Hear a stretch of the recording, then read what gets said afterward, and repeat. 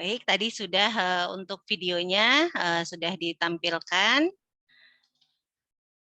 Jadi di sini kita langsung masuk ke materi. Jadi tadi ada video tentang imunisasi. Saya Ibu slideshow dulu ya. Jadi imunisasi di sini definisinya imunisasi adalah imunisasi pemberian kekebalan tubuh terhadap suatu penyakit gitu dengan memasukkan sesuatu ke dalam tubuh agar tubuh tahan terhadap penyakit yang sedang mewabah atau berbahaya bagi seseorang. Gitu ya. Jadi kalau bayi diberikan dari 0 bulan sampai 9 bulan itu harus diberikan imunisasi. Kalau sekarang juga kalau sekarang itu kan kita wabahnya ada wabah COVID-19 ya. Jadi juga diberi vaksin gitu. Tapi kalau bayi yang 0 sampai 9 bulan itu wajib diberikan imunisasi dasar. Seperti itu. Lanjut, di sini ada kekebalan. Kekebalan aktif dan kekebalan pasif. Jadi kekebalan aktif itu dibuat dari diri sendiri oleh tubuh kita menolak terhadap suatu penyakit tertentu di mana prosesnya lambat tetapi dapat bertahan lama.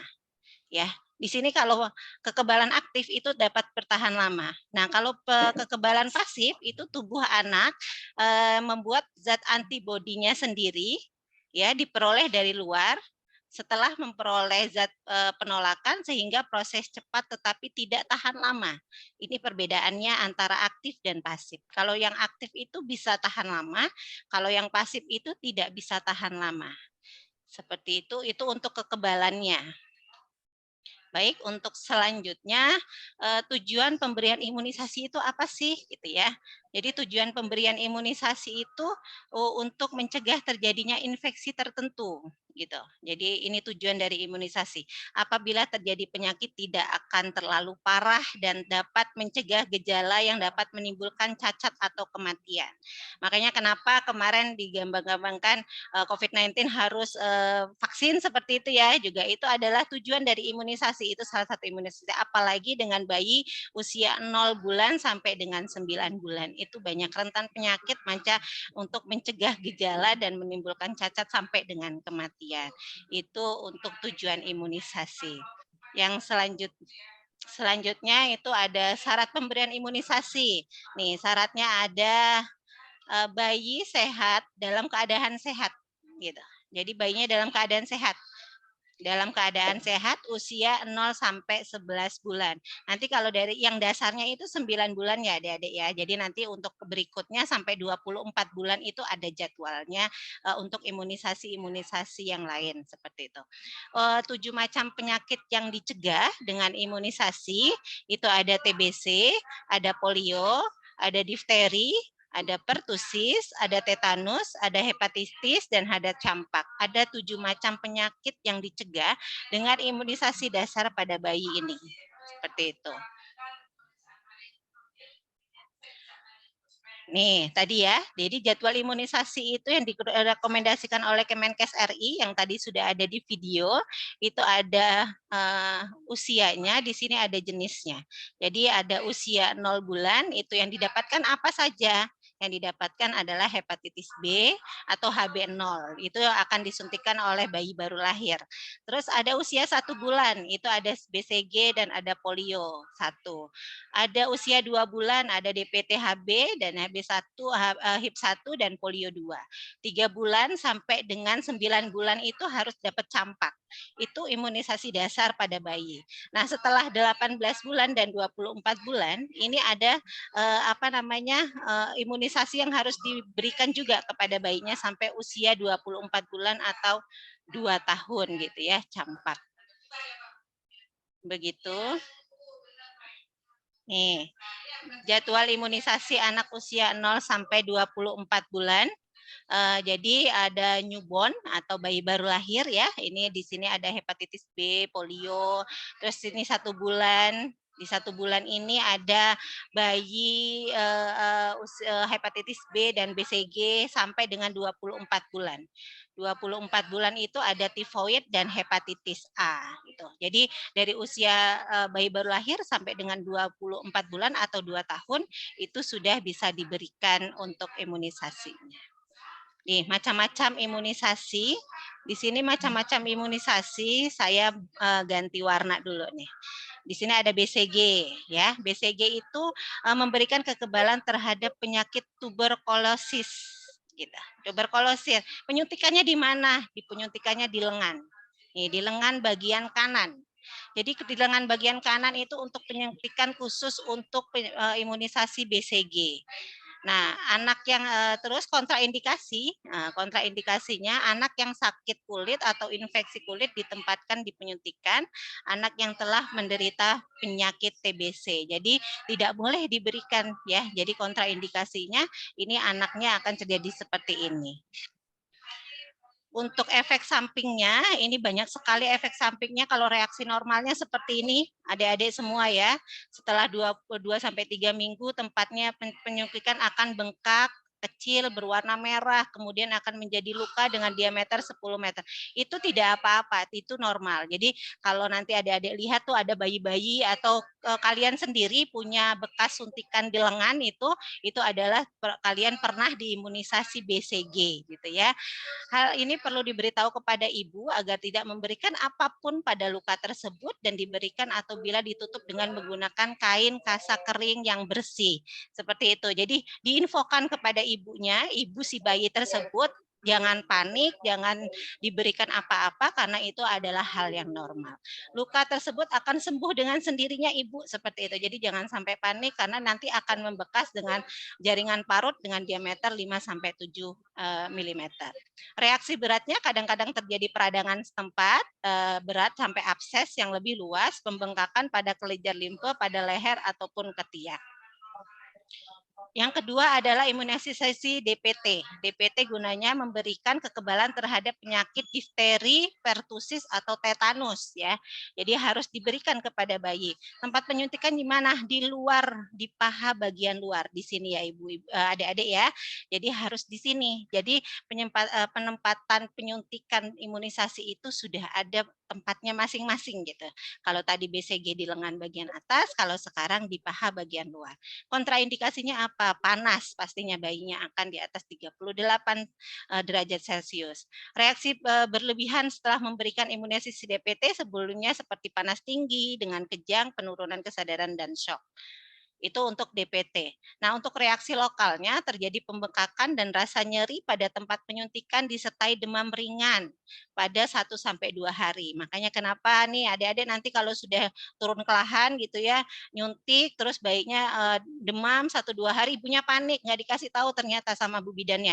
Ternyata itu adalah reaksi normal. Jadi diberi tidak apa-apa, dia akan turun sendirinya panasnya. Jadi bagaimana bidan menyampaikan kepada pasiennya pada saat setelah imunisasi apa yang akan terjadi reaksi kepada bayinya itu disampaikan kepada ibu si bayi tersebut. Pada keadaan pertama reaksi lokal ibu tidak perlu panik ya sebab panas akan sembuh dengan sendirinya. Reaksi umumnya demam tinggi, kejang dan shock berat itu kalau misalnya akan terjadi gitu pada si bayi itu. Tapi ibunya kalau sudah demamnya tinggi harus diinfokan gitu ya ke tenaga kesehatan, tapi kalau demamnya masih ringan 1-2 hari itu hal yang normal. Selanjutnya di sini ada hepatitis B, gunanya memberikan kekebalan terhadap penyakit hepatitis gitu. Tempatnya di mana? Sama di paha bagian luar ya. Jadi bukan di lengan lagi. Mungkin lengan kanan udah lengan kiri oh enggak boleh. Jadi di paha di bagian luar. Kontraindikasinya tidak ada, efek sampingnya pada umumnya tidak ada. Kalau hepatitis ini tidak panas, tidak demam seperti itu baiknya. Makanya nanti adik-adik jangan sampai tidak menginfokan kepada pasien atau ibu si bayinya apa yang sudah diberikan dan nanti apa efek samping yang akan terjadi pada bayi. Selanjutnya ini polio, imunisasi polio gunanya apa? Memberikan kekebalan terhadap penyakit polio. Caranya diteteskan langsung ke dalam mulut 2 tetes. 2 tetes ya. Jadi sudah ada vaksinnya, vaksin folionya gitu ya, polionya jadi hanya diteteskan di mulut bayinya. Bagaimana caranya? Misalnya bayinya tuh sambil nangis terus bayinya sambil nggak mau buka mulut, nanti kita bisa dibantu oleh asisten atau oleh rekanan kita untuk bisa membuka mulut bayinya. Selanjutnya untuk kontraindikasinya ini bisa anak menderita diare berat atau anak sakit panas.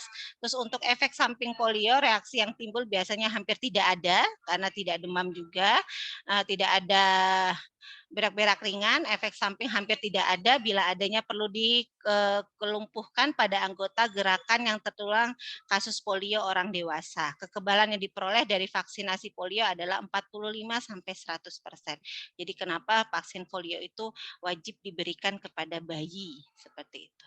Yang terakhir tadi yang udah Ibu sampaikan bahwasanya 0 sampai 9 bulan itu sampai dengan imunisasi campak. Nah, imunisasi campak ini gunanya kekebalan terhadap penyakit campak, ya, penyakit campak. Ini di mana? Tadi sudah nih yang di BCG di lengan kanan, tapi kan itu usia newborn ya, bayi baru lahir. Nah, sekarang di lengan kiri di usia berapa?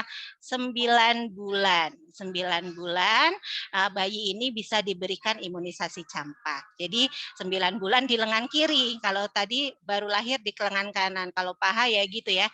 Karena kalau bayi menangisnya pada saat disuntiknya saja, setelahnya sudah tidak gitu. Untuk kontraindikasinya di sini panas lebih dari 38 itu tidak boleh, anak yang sakit parah itu tidak boleh, menderita TBC, terus defisiensi gizi, terus kejang demam itu belum boleh diberikan ya. Jadi kontraindikasi. Terus efek sampingnya karena akan terjadi demam. Jadi kalau bayinya demam di imunisasi campak itu tidak boleh diberikan. Itu nanti akan terjadi karena pada saat setelah imunisasi atau pasca imunisasi campak itu akan terjadi demam. Kejang yang ringan atau tidak berbahaya pada hari ke-10 sampai 12. Dapat terjadi radang otak dalam 30 hari setelah penyulit tetapi kejadian ini jarang terjadi. Jarang, paling cuma hanya demam saja. Baik, di sini ada jadwalnya, jadwal pemberian imunisasi. Kalau tadi usianya ya, kalau di sini ada BCG. BCG itu diberikan kapan? Diberikan pada usia 1 bulan, berarti 0 sampai 1 bulan. Nah, kadang ibu-ibu nih pada lupa jadwal imunisasi anaknya. Tenaga kesehatan, khususnya kalian adik-adik bidan, nanti pada saat kalian praktek di lahan atau sudah jadi bidan, itu jangan sampai lupa memberikan jadwal imunisasi kepada pasien, seperti itu. Terus DPT juga kapan diberikan? Diberikannya 3 kali, usia berapa? 2, 3, 4 bulan, ya.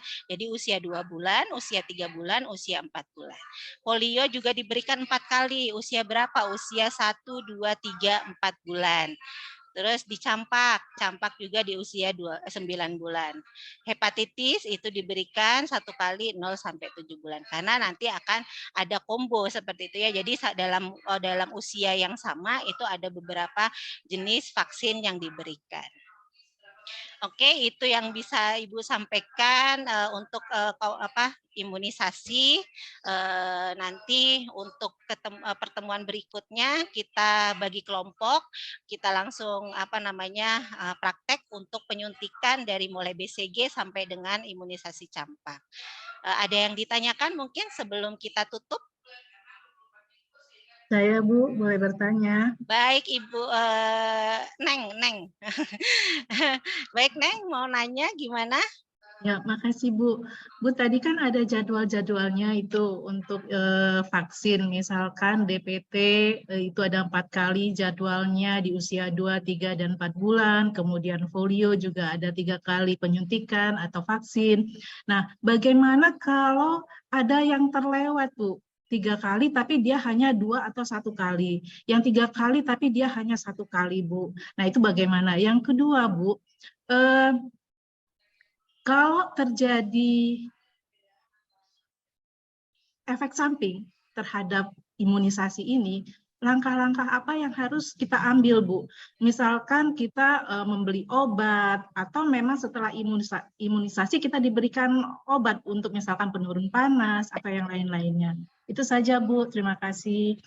Baik, terima kasih Bu Wafia. Ini pertanyaannya sangat bagus ya. Jadi untuk imunisasi yang terlewat itu nanti datang ke tenaga kesehatan, jadi nanti akan diberikan dosis selanjutnya, jadi tidak putus gitu ya Bu ya. Yang kedua, apabila bayinya tadi terjadi indikasi efek samping, terjadi panas gitu. Nah sekarang kita itu kan bidan juga harus menyampaikan kalau si pasien bayi baru lahir itu kalau bisa diberikan ASI eksklusif gitu ya Bu ya, sampai 6 bulan ASI saja tanpa diberikan makanan pendamping apapun. Nah, kalau misalnya terjadi efek samping yang sangat berbahaya gitu dan ibunya masih ASI eksklusif, maka si bayi itu kan harus diberikan obat. Kalau diberikan obat itu masih dalam konteks ASI eksklusif, tidak apa-apa. Tapi kalau tidak mengkhawatirkan efek sampingnya itu tidak perlu. Jadi cukup ASI saja itu bisa menurunkan segala efek samping dari imunisasi itu sendiri, Ibu. Tapi kalau misalnya ibunya sudah panik banget dan tadi misalnya demamnya lebih dari 2 hari seperti itu harus diberikan obat misalnya seperti itu tidak apa-apa. Itu masih dalam konteks ibunya misalnya ASI eksklusif seperti itu ya Bu ya. Jadi kita sarankan tetap ibu memberikan ASI yang cukup kepada bayi itu adalah salah satu obat karena semua obat untuk bayi 0 sampai 6 bulan itu ASI saja seperti itu. Begitu Bu Wafia. Bu boleh tanya satu lagi Bu Iya, mengenai boleh. tugas Sudah kita habis, mohon maaf untuk Ibu. minggu Oh, depan. sudah ya, habis. baik. Waktunya habis. Baik, terima Silakan. kasih. Terima kasih yang hari ini kita sudah menyelesaikan mata kuliah imunisasi dasar. Tadi dibuka dengan pantun, Ibu. Sekarang Ibu akan menutup dengan pantun. Buah nanas di atas bangku, buah duku dibuat jamu. Jangan malas membaca buku karena buku sumber ilmu. Jadi buat adik-adik semua, semuanya jangan sampai tidak membaca buku karena ilmu kebidanan itu sangat luas. Yang kita hadapin adalah bayi, ibu dan bayi. Begitu, kurang dan lebihnya saya mohon maaf. Billahi taufik wal hidayah. Wassalamualaikum warahmatullahi wabarakatuh. Waalaikumsalam warahmatullahi wabarakatuh. Baik, kita beri aplaus dulu untuk Bu Dian. Oke, mantap. Silakan Ibu Rosana. Oh iya, lagi tepuk lagi buat Bu Dian. Ibu. Oke, Bapak Ibu tadi kita udah hampir tertidur dibangunkan Bu Dian. Oke Bu Dian, bagaimana menurut Bu Dian? Ibu Dian ajar tadi. Apakah itu konsep pekertinya udah ada masuk tuh di dalam mengajar tadi? Berarti refleksi learning dulu ya Bu ya, buat diri sendiri. Kalau menurut saya masih banyak kekurangan Bu, sebenarnya masih banyak. Kalau saya itu kan mengeksplor sesuatu itu kan banyak gitu ya. Jadi apalagi ilmu kebidanan itu kan ilmu pasti ya Bu. Maksudnya jangan sampai kita dibatasi waktu. Jadi emang kalau ngajar itu kan misalnya 2 SKS hanya 50 kali 2 gitu 100 menit. Jadi yang kita sampaikan gitu. Kalau menurut saya di pekerti ini saya sudah menggunakan media semaksimal yang saya bisa gitu. Emang tadi ada kendala untuk videonya, ternyata tadi saya lupa rekod Ibu. Saya tadi udah nyanyi ke Pak Fikri, apakah bisa rekod double, ternyata bisa. Ternyata saya karena udah panik tadi, saya lupa rekod. Tadi saya pas video itu, saya baru ingat, ya Allah saya belum rekod gitu. Saya mau pencet untuk stop screen gitu, tapi saya udah bingung. Akhirnya saya rekodnya setelah video Ibu. Mungkin itu kendalanya. Jadi kalau misalnya kita ngajar seperti itu juga mahasiswanya, aduh kok bagaimana ya dosennya kok tiba-tiba lagi enak-enak dengar lihat video ternyata di post gitu kan. Jadi itu yang menurut saya tidak maksimal seperti Bu, karena saya mengingatnya rekod karena ini ujian. Kalau saya ngajar sendiri mungkin saya nggak mengingat itu, saya langsung aja gitu ya Pak Bu Rosana ya gitu. Terus yang kedua tadi medianya yang saya bisa cuma yang tadi yang saya bisa. Terus itu aja sih Bu. Mungkin banyak kekurangan, mungkin nanti bisa Ibu sampaikan ke saya untuk perbaikan ke depannya. Ya, insya Allah ya Bu ya. Ya, kita minta masukan dulu dari Bapak Ibu yang sudah melihat Ibu Dian ngajar tadi. Coba dari Pak Riza. Gimana Pak Riza? Iya Bu. Mana menurut Pak Riza tadi Ibu Dian mengajar? masukannya mungkin bukan masukan, mungkin keberuntungan Bu Dian suaranya mungkin menggairahkan Bu ya. Jadi semangat kita untuk mendengarnya Bu ya. Maksudnya apa? Semangat ya itu. Jadi mungkin itu bisa dipertahankan Bu. Iya Pak Riza, terima kasih Pak. Masukan Padahal aja, Bu, itu udah mungkin panik bagi saya. banget loh Pak saya Pak. Pokoknya orangnya semangat gitu, Ya Bu, dipertahankan betul, Dian, betul, gitu. betul. Masukan Suaranya kita. cempreng ya Bu. Ya. Wah, bagus. Coba dari Ibu Wafia. Baik, terima kasih Bu Ros. Hmm. Wah, ini Bu Dian luar biasa sekali Bu. Karena materinya itu nyampe ke audiens, nyampe ke kita mahasiswanya gitu. Itu satu. Kedua, Bu Dian sudah ada sentuhan-sentuhan teknologinya Bu dalam media pembelajarannya. Yang saya rasakan itu Bu luar biasa untuk Bu Dian. Makasih Bu Ros. Masya Allah, terima kasih Bu Afian. Bukan apa tadi? Coba yang saya minta dari Ibu. Saya kok mau panggil Pak Asep, Ibu Asep. Pak Asep, gimana Pak Asep? Ya, gimana Bu? Ya. Kalau Gimana, menurut Pak? saya, menurut saya, kemudian itu cocok lah untuk ngajar kebidanan. Jadi memang, jadi memang betul gitu ya. Jadi cara menyampaikannya itu memang harus begitu gitu. Kalau di ilmu yang pasti ini kan, karena salah apa kurang perhatian nanti salah gitu. Sama lah. Jadi, mungkin pokoknya udah oke gitu ya Pak. Ya, saya juga satu bidang yang sama, cuman beda objek aja. Kalau kemudian itu orang, kalau saya mas sapi, sapi. Ya gitu aja Bu. Oke. Baik, kalau gitu. Masih ada kira-kira dari Bapak lain untuk masukan kepada Bu Dian? Oke, karena kita masih ada waktu 3 menit buat Ibu Dian. Ibu Dian, sebenarnya materi Bu Dian ini bagus sekali. Ya, materi kontekstual gitu artinya ya. Nah, tapi memang dosen ini mindsetnya gini, kalau enggak ngomong bukan dosen gitu ya.